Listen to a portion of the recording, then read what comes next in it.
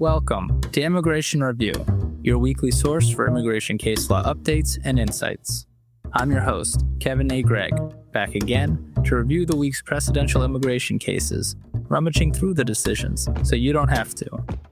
This podcast is sponsored by Kurzban, Tetzelli & Pratt, also known as KKTP, a law firm where I'm also a partner.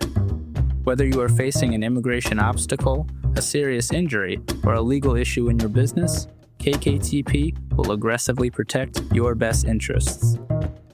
This podcast is also sponsored by Serenade e-Immigration.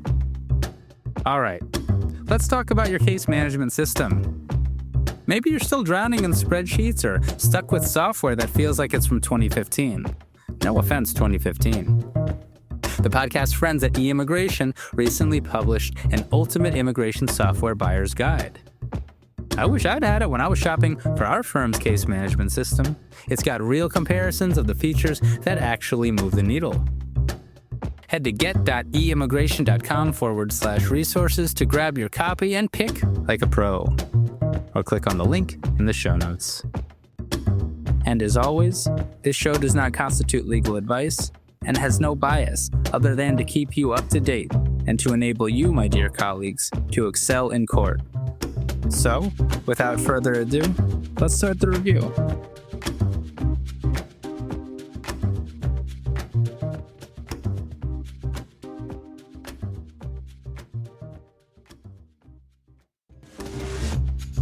Guys, I don't even know what to say. It is a podcast first. There are 4 decisions this week, and they are all favorable to non-citizens. All of them. Long has this day been foretold. That day is here. And if God, Allah, Hashem, Ra, or nothing wasn't good enough, the BIA was also, I dare not even say it, silent this week. No publications from the BIA or the Attorney General. What have I done to deserve this? I assure you I am not worthy. I promise you I am not worthy. Before getting to these 4 pretty complicated decisions, I must praise the San Diego chapter of the American Constitution Society, of which I am a board member, for putting on quite the annual dinner where none other than Ira J. Kurzban was the keynote speaker. Flew all the way from Florida to San Diego to do it, and he knocked it out of the park. And congratulations to University of San Diego School of Law Dean Robert Shapiro and Lorena Slomanson for their well-deserved awards. To me, ACS is the best we've got as very powerful actors try to reshape the judiciary in an image that I do not agree with. I urge you, quoting ACS National now, to join us and support the next generation of ACS leadership by donating in honor of the San Diego annual dinner. Any donation at or over $25 will make you an ACS member for the end of 2026. Keep up the fight. Link in the show notes, and here are your 4 cases.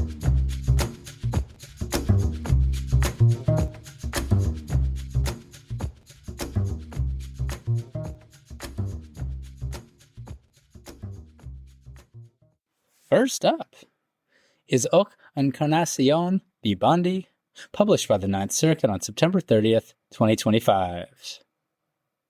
This case is a long and interesting one about quite a few things. Judge Bumite dissented. Mr. Encarnacion is a complicated individual. He's an indigenous Mexican of Mayan descent who joined his father in the U.S. at 9 years old and was physically and verbally abused as a child by his father. He was kicked out of the family home as a child and eventually sent back to Mexico from America by his mother to protect him from his father's abuse in the United States. How about that for a twist? But his uncles are gang leaders in the Yucatan area where he lived.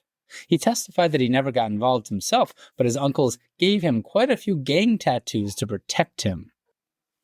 He returned to San Francisco at 18 years old and, quote, after spending 3 years in jail for charges that were ultimately dismissed, he was removed to Mexico, end quote.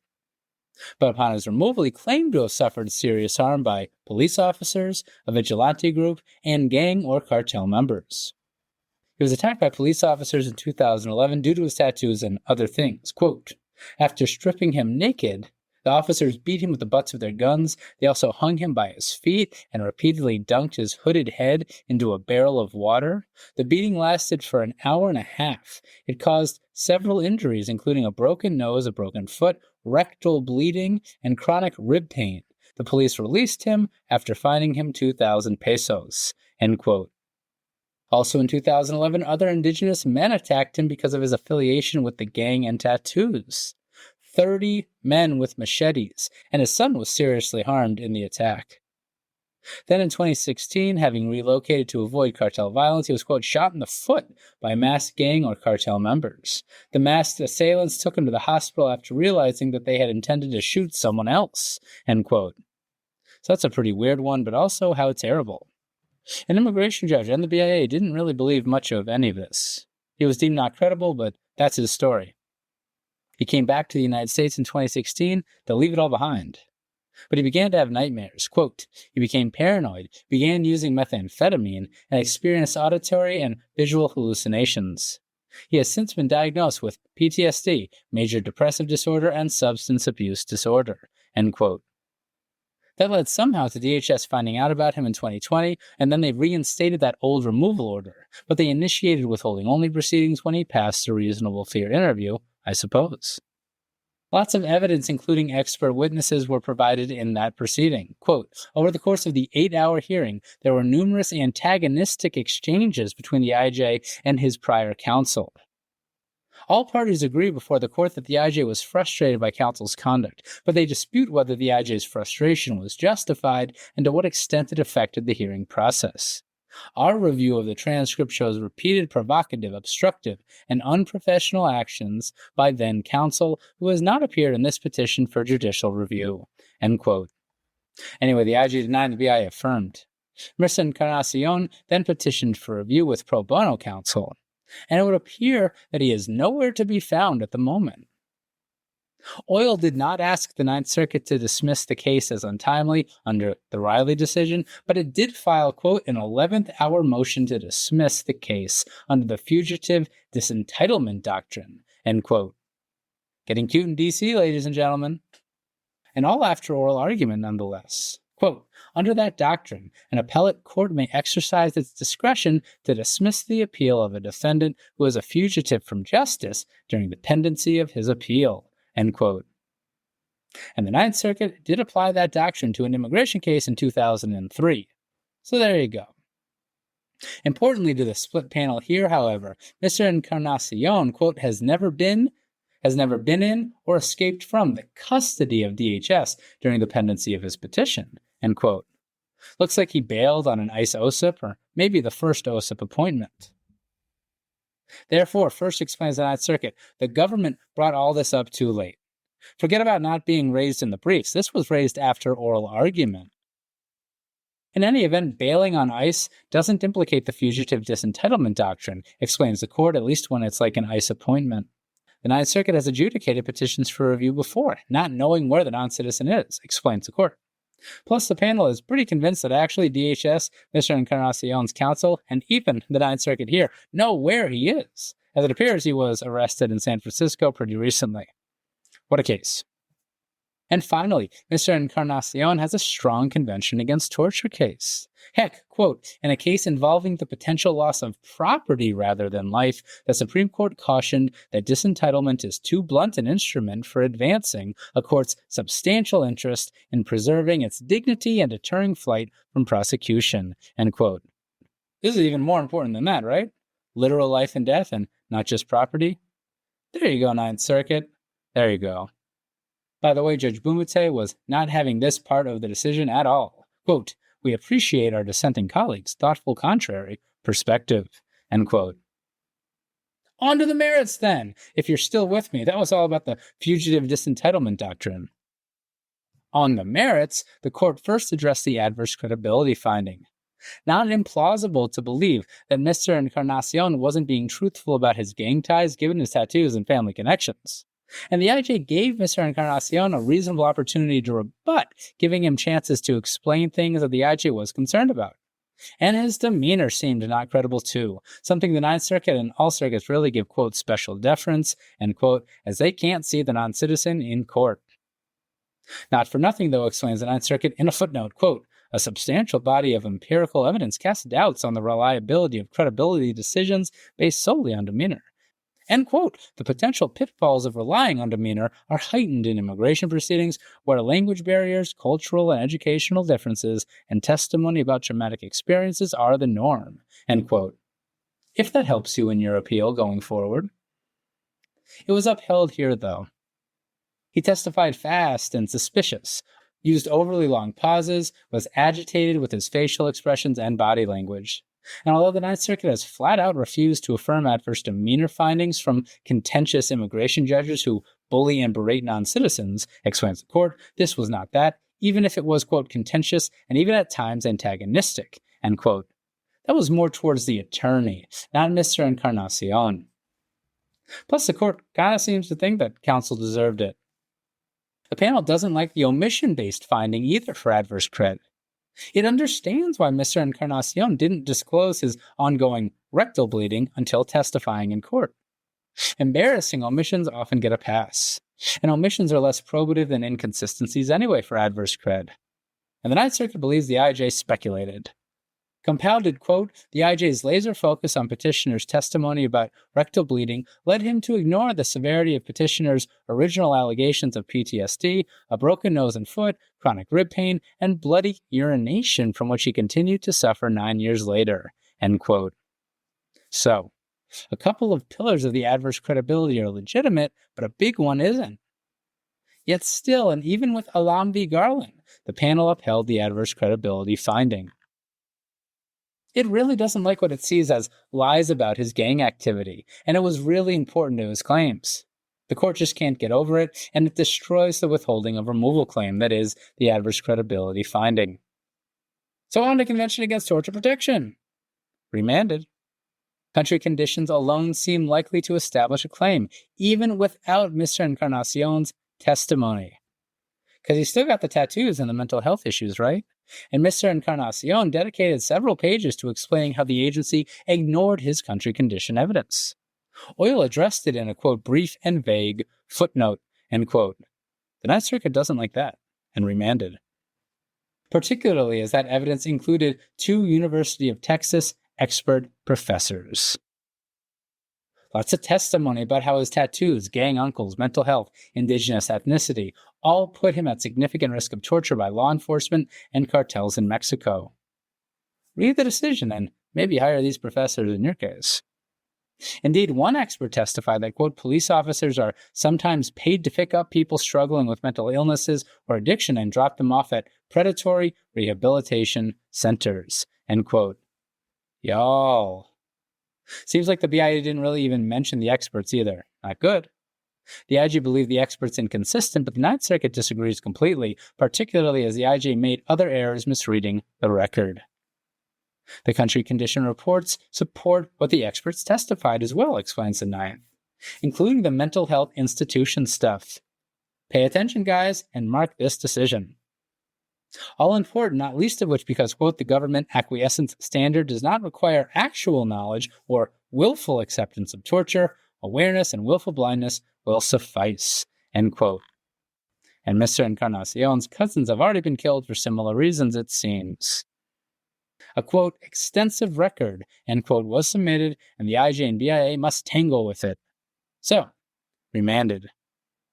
Lots of contrary findings rejected by the Ninth Circuit. For example, quote, that a country's constitution prohibits torture does not establish that the country does not torture people, end quote. Seems like a quote worth saving. Really a must-read for Mexican cat claims given the Ninth Circuit's discussion of common evidence. And I'm exhausted, and it's only the first case. So congratulations, though. Yan Zhao, Daniel R. Adler, Geronimo Morales, Ali Johnson, and Khan Skolnick of Gibson Dunn. Again, Judge Bungte, not pleased, but I'm exhausted. But not too much for this.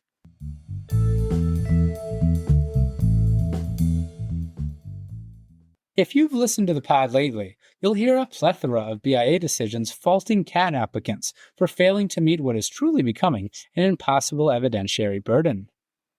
Well, all that, not so great law in the Ninth Circuit, it seems. Quote, We have cautioned the BIA against treating similar documentary evidence as too general to show a particularized threat of torture, end quote.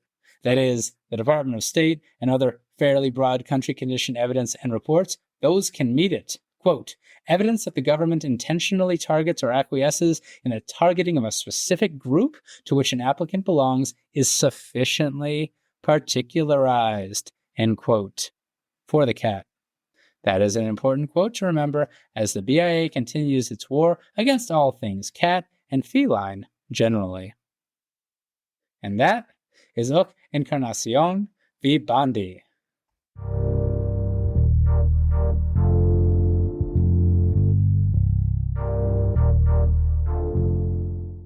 Next up is Maurice v. Bondi, published by the First Circuit on October 2nd, 2025. Yet another case about police reports and adjustment of status from the First Circuit. Keep it coming, judges! The pod is here for it, although the Attorney General's slew of recent weird BIA not precedent, now precedent decisions clearly are not, which makes the pod even more here for it.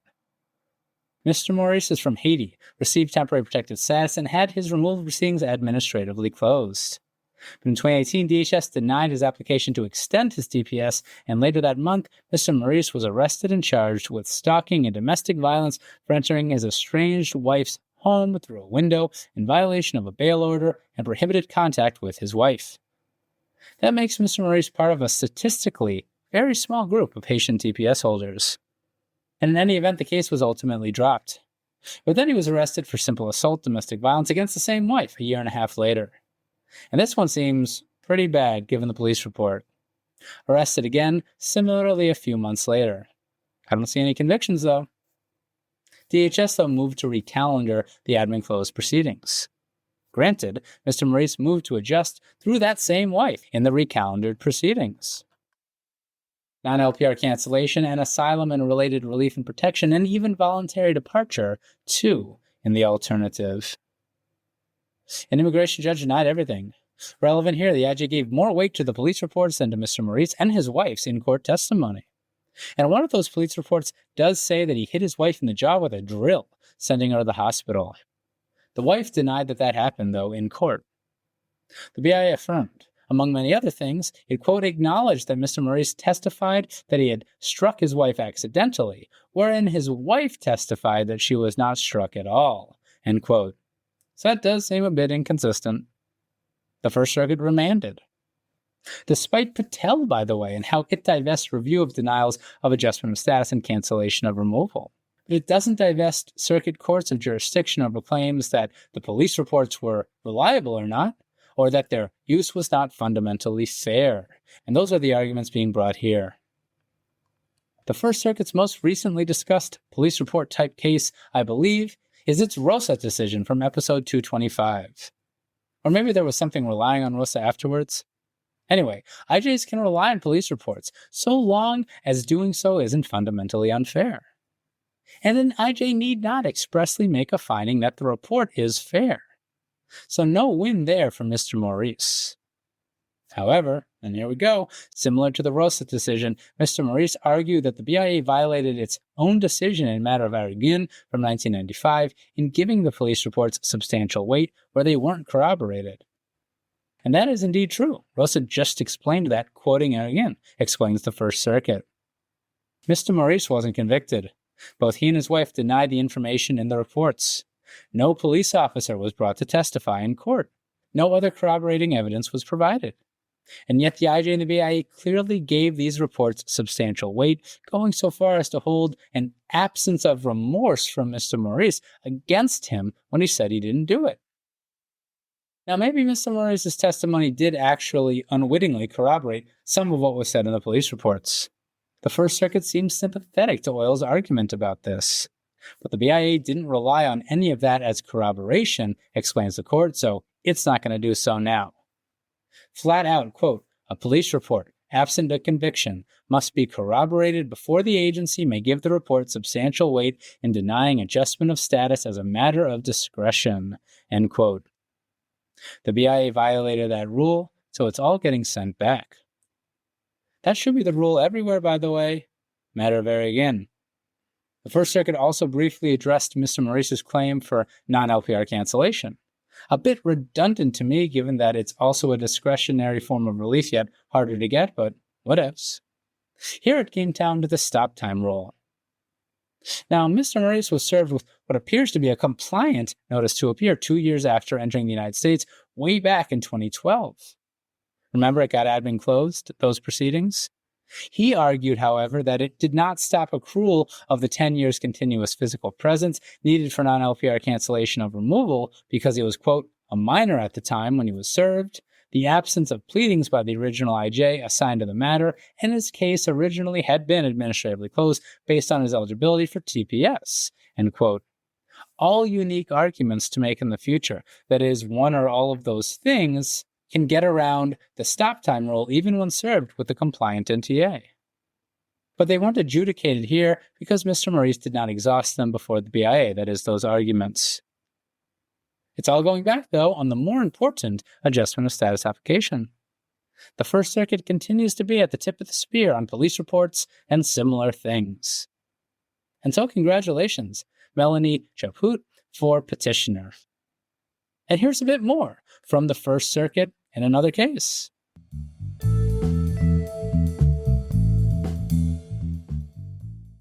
Also this week, the First Circuit issued a 100-page decision, yes, 100 pages, upholding a lower court's injunction, or I guess something like an injunction, on Mr. Trump's illegal and wrong birthright citizenship executive order. I admit I did not read anything more than the first few pages and a bit of the end, but I do think that this quote here gets to the gist of everything we're fighting about. Quote, "The government is right that the framers of the Citizenship Clause sought to remove the stain of Dred Scott v. Sanford, which shamefully denied United States citizenship to descendants of Africans who were imported in this country and sold as slaves, even when the descendants were born in the United States. But the framers chose to accomplish that just purpose in broad terms, as both the Supreme Court and Congress have recognized," end quote. That is, not just applying it to African Americans, just tethering it to birth in America. I will admit, it will be hard for this court watcher and respecter of the judiciary to view the Supreme Court as anything other than partisan or worse if it ultimately upholds Mr. Trump's executive order on birthright citizenship. And that is Maurice v. Bondi and a birthright citizenship case.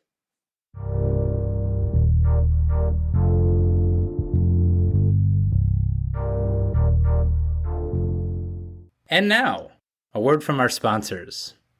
Good morning, Law Office of Aaron Gomez. Trevor speaking. How may I help you? Hello. I came across your info on Google.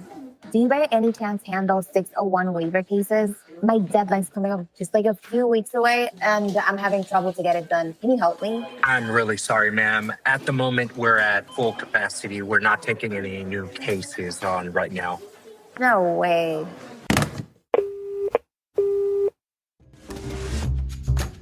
That's not just a lost call, that's a lost client. And it happens every day. With Staffy outsourcing, you don't have to say no. Staffy takes care of the heavy lifting, forms, document collection, assembly, and quality checks at a flat rate of $550 per case. No contracts, no hidden fees, and your first 3 cases are free. Say yes to more clients and grow without burning out. Don't just think about keeping up, think about leading. With Staffy, elevating stress and working smarter will let you double down on building your practice. Visit www.staffy.cc or call 786-891-5619 today. That's www.stafi.cc. Or, of course, click on the link in the show notes. Immigration attorneys. Once you've secured a bond, let Gonzalez & Gonzalez Immigration Bonds take it from there. They help families post immigration bonds quickly, easily, and with full support every step of the way. Sure, you can post directly with DHS, but that means no guidance, no help when something goes wrong, and a 4 to 6 month wait for a refund. With Gonzalez and Gonzalez, families get hands-on help throughout the entire process, and they typically issue refunds within 1 to 2 weeks of receiving the I-391 bond cancellation notice. Tired of being the point of contact for every bond question? Let Gonzalez and Gonzalez take those calls. They'll handle the paperwork, the system issues, and the family's concerns, so you can focus on what really matters, winning the case and helping your client stay in the country. You can reach Gonzalez and Gonzalez at 833-409-9200. Their fee? Just 2% plus $40. And for bonds of $10,000 or more, they can defer the fee and deduct it from the refund. Financing options? They got those too. They're family-owned and have been in business for 75 years. Gonzalez and Gonzalez Immigration Bonds. Efficient, supportive, and trusted. Visit immigrationbond.com, click on the link in the show notes, or call at 833-409-9200.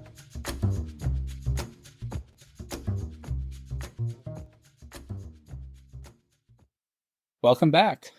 Got another absolutely massive one for you. Amos v. Attorney General of the United States, published by the Third Circuit on October 1st, 2025. It's a big win on a lot of issues. It's about Mr. Amos, who is a longtime lawful permanent resident from Nigeria. He has 4 United States citizen children and a long-term partner in the U.S. He works as a nurse. But over a decade ago, he conspired with others to submit fraudulent applications for U.S. passports for other people, it appears. Landed him 27 months in prison. But before beginning his sentence, he fled to Canada for 5 months before being arrested and returned. All very not good, and DHS initiated removal proceedings in 2020 for conspiring to commit a CIMT, which is itself a CIMT. Seems that DHS could bring a single CIMT inadmissibility charge because he fled to Canada, and I suppose was then treated like an applicant for admission and paroled back in when he was caught and returned? Not discussed, but very interesting. I mean, can you really be applying for admission when you clearly do not seek admission? You're literally fleeing. Anyway, removability was established. He then brought a claim for asylum and related relief based on quite the story that we'll get into. It was based primarily on his experiences with and fear of the OPC, a militia group in Nigeria. An immigration judge denied based on an adverse credibility finding. The IJ denied what appears to be a claim for LPR cancellation as a matter of discretion. Plus, the IJ believed the conviction a particularly serious crime that barred Mr. Amos from everything except Convention Against Torture deferral, which Mr. Amos didn't qualify for, said the IJ. The BIA affirmed.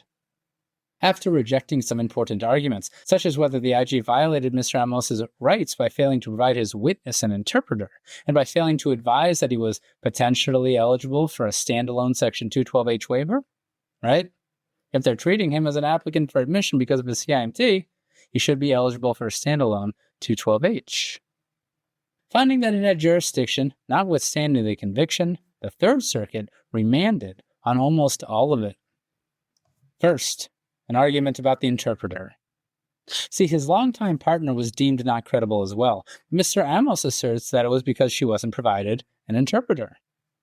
Non-citizens are owed due process in immigration court, and to show a violation, a non-citizen is only required to show that the violation of a procedural protection had the potential to affect the outcome of the proceeding, end quote. Emphasis by the court.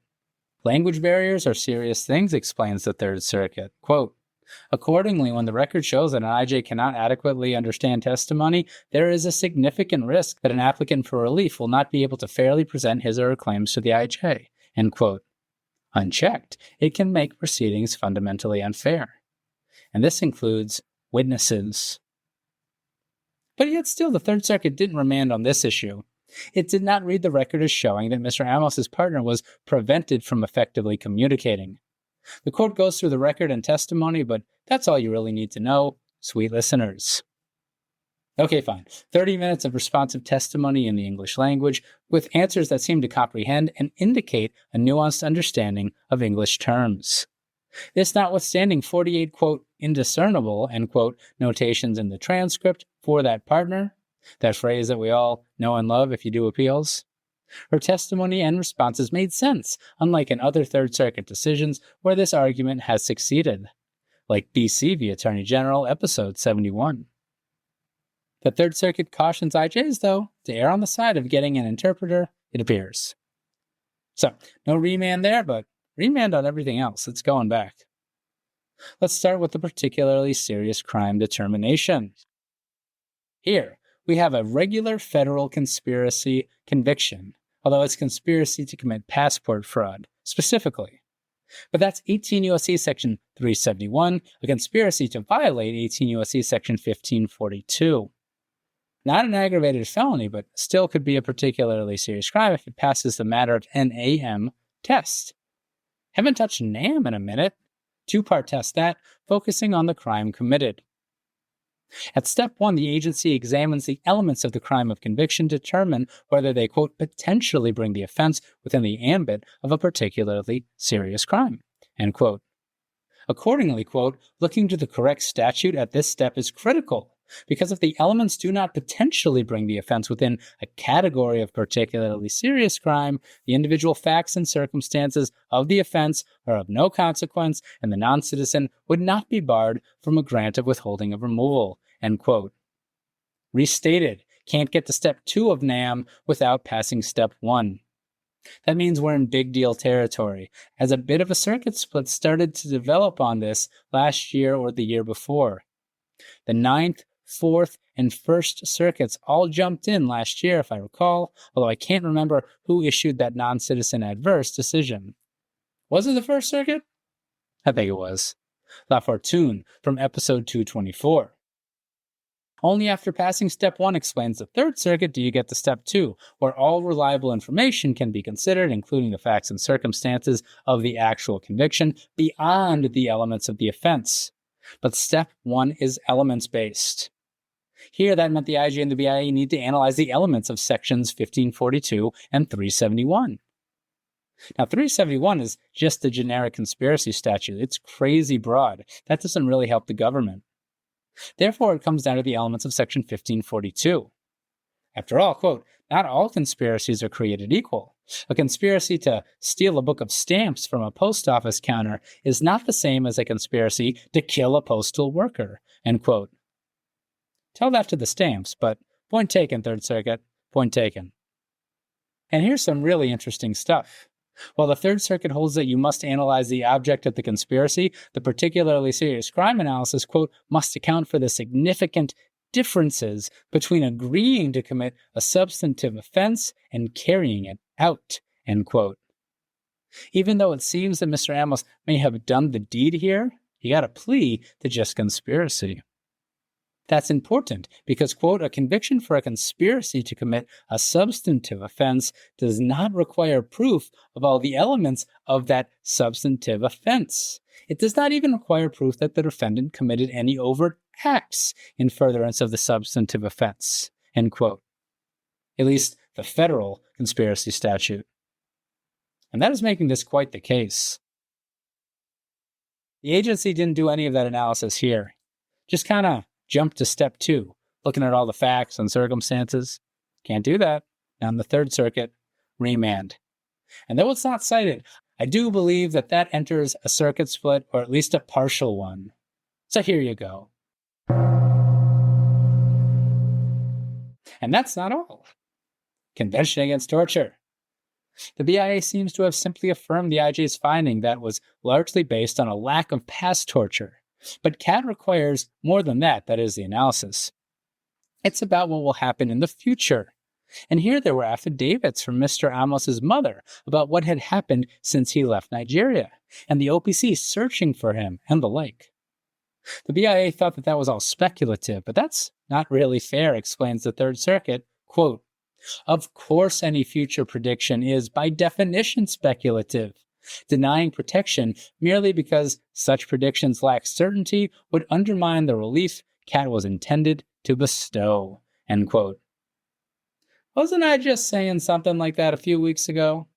I could have sworn I was. And is anyone at the BIA listening during this, your Attorney General blessed blitzkrieg of CAT decisions, seemingly based in the opposite logic to the logic being used by the Third Circuit here. Nor does it take his claim that Mr. Amos didn't quite know the identity of those who attacked him. Quote, the fact that Mr. Amos cannot identify his perpetrators cannot alone undermine his claim of government involvement or acquiescence. If that was true, the protections intended under the CAT could be undermined by the mere fact of a persecutor wearing masks and hiding their identity. Even stating such a proposition demonstrates its absurdity. End quote. My oh my. Might be difficult to meet one's burden, but not impossible, and more importantly, the BIA can't just reject such arguments as it did here just because you can't identify the attacker. Plus, explains the Third Circuit, the IJ didn't comply with the Third Circuit's corroboration requirements from Abdullah v. Ashcroft, episode Kevin in High School. Where a lack of corroboration is going to be the basis for denying, that case requires IJs to 1. Identify the facts for which it is reasonable to expect corroboration, and 2. Inquire as to whether the applicant has provided information corroborating the relevant facts, and if he or she has not, quote, 3. Assess whether the applicant has adequately explained his or her failure to do so, end quote. This is a very long case already, if you haven't gathered, so suffice it to say, the IJ and the BIA's use of stock language and statements that the record simply lacked evidence without conducting that analysis that I just mentioned, when it actually did have additional evidence, does not cut it. Finally, that's Section 212H waiver. Mr. Amos was potentially eligible, and it must be a standalone waiver, and he must be an applicant for admission because I'm not aware of him having an immediate relative petitioner. The Third Circuit doesn't mention any of that, but it must be the case.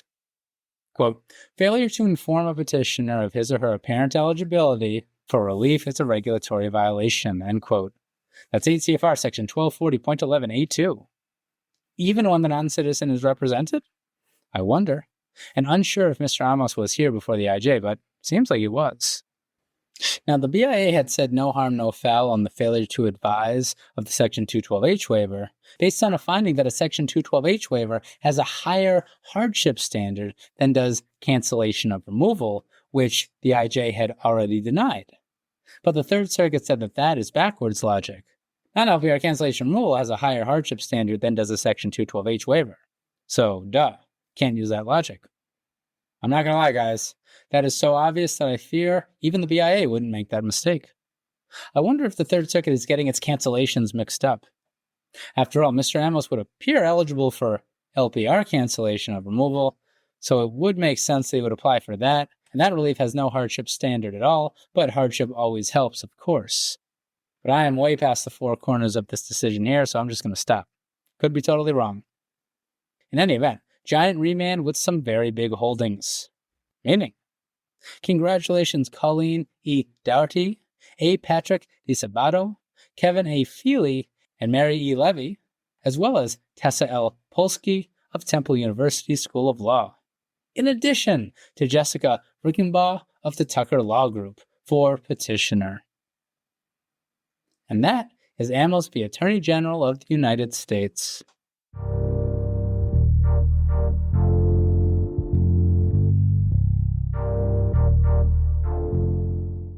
So we conclude with United States v. Campbell, published by the 10th Circuit on September 30th, 2025.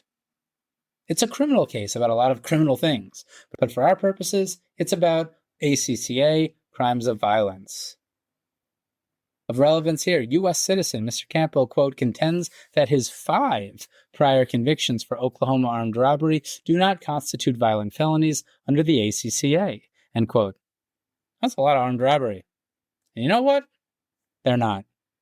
Going to get a lot less enhancement of his federal conviction because of this legal argument. Cases like this are always relevant because the ACCA violent felony definition is almost the same definition as the immigration crime of violence definition, describing a crime that is, quote, an element, the use, attempted use, or threatened use of physical force against the person of another, end quote. Immigration just adds property too, if I'm not mistaken. Haven't read 16A in a sec. Here it comes down to the Supreme Court's Bondi decision. So much crime of violence does these days. As the 10th Circuit explains, the Bondi court explained that, quote, the phrase against another, when modifying the use of force demands that the perpetrator direct his action at or target another individual, end quote. In other words, explains the court, purposeful or knowing conduct is required. Oklahoma armed robbery, in contrast, can be committed with a reckless use of force. Listen up, Oklahomans. Doesn't matter what Mr. Campbell actually did during his armed robberies, by the way. And listen up, BIA, with your silly isomer precedent. Yes, the categorical approach requires that there be a realistic possibility that a state would apply its crime in an overbroad way as compared to the federal offense. But, quote, a defendant can establish this realistic probability through the statute's plain language and the state's interpretive case law, or in certain circumstances, by providing examples of actual prosecutions of conduct that does not meet the ACCA's definition of a violent felony, end quote. You don't need to find a case unless it's the non-citizen or the defendant's last resort. To hold otherwise is to disingenuously interpret Supreme Court precedent. Or as the 10th Circuit puts it, where the statute and or state case law answer the question, quote, actual prosecutions are not required under these circumstances, end quote. Now, armed robbery requires quite a bit in Oklahoma, but it's silent as to the mens rea, which is, of course, the important thing now post-Bondi. Nor are the jury instructions particularly helpful on this issue. But the Oklahoma Court of Criminal Appeals has long held that armed robbery has no required mental state. Ever since 1952, in fact. You don't need to intend to rob, just a taking against the will. It's a general intent crime, that is robbery, and in Oklahoma, as with most places and the Model Penal Code, general intent crimes can be committed recklessly. Still, though, you have to take against the will, right? And armed? How can you do that recklessly? This is, in fact, similar to what the government and the dissent argued in this case. But the majority rejected it. The majority reads this old Oklahoma case law broadly as requiring no mental state for any element of robbery or armed robbery in Oklahoma. By the way, I think such a holding important also for whether Oklahoma robbery is an aggravated felony theft offense, right? Don't need to intend to steal? Because the text answers the question, you don't need to find a case, explains the majority. They do, however, point to a similar California statute and a case wherein the California Supreme Court, quote, affirmed a robbery conviction based on facts showing that the defendant stole an unlocked car from a parking lot and either accidentally or recklessly hit the car's owner while driving away, end quote, in an effort to retain the vehicle. So there you go. That's how that can be done recklessly. Footnote 15 states that there may be 9 other states at a minimum where reckless robbery is possible. Pretty important. California is one of them, by the way. United States v. Dixon out of the 9th in 2015. Judge Kelly dissented in relevant part. But decently large news in the 10th Circuit and with categorical approach jurisprudence. Meaning, word up, Amy W. Senia, Assistant Federal Public Defender, and Virginia L. Grady from that same office in Colorado for appellant. And another case from the 10th Circuit.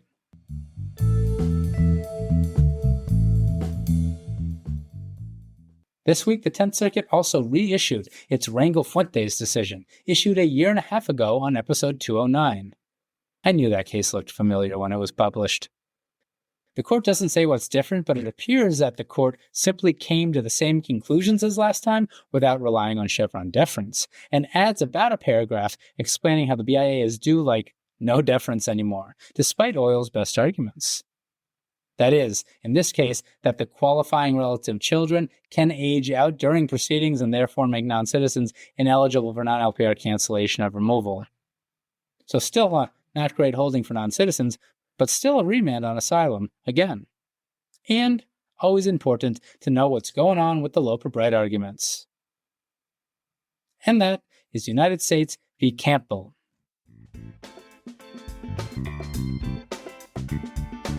So there you have it.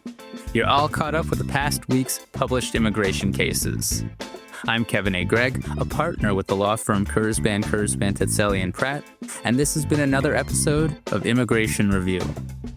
Thank you for listening, and I hope you enjoyed it. If you did, please share it with a friend and rate and review us. Each review helps new listeners find the show. And of course, subscribe to Immigration Review wherever you get your podcasts. If you like what we do and want to become a patron of the show, please check out our Patreon page at www.patreon.com/Immigration Review or click on the link in the show notes. And if you're interested in an official Immigration Review CLE certificate, email me at kgreg@kktplaw.com with your full name and the episode numbers for the 10 shows you've listened to. Also, feel free to email me with questions, comments, or anything at all, and follow the show on Instagram and Facebook at Immigration Review, or send us a tweet at ImReview. That's IMM Review. And we're always interested in hearing listener feedback. Like this review about the episode you just listened to from my very young son. Son, how did you like that episode?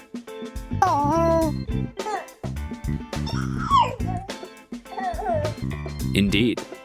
If you, like my son, enjoyed what you just heard, again, please give the Patreon page some love, feel free to review the pod, reach out to me with your own kind sounds, or do anything else nice that your heart desires.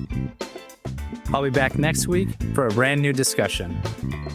Until then, I'm Kevin A. Gregg, bringing you the Immigration Review.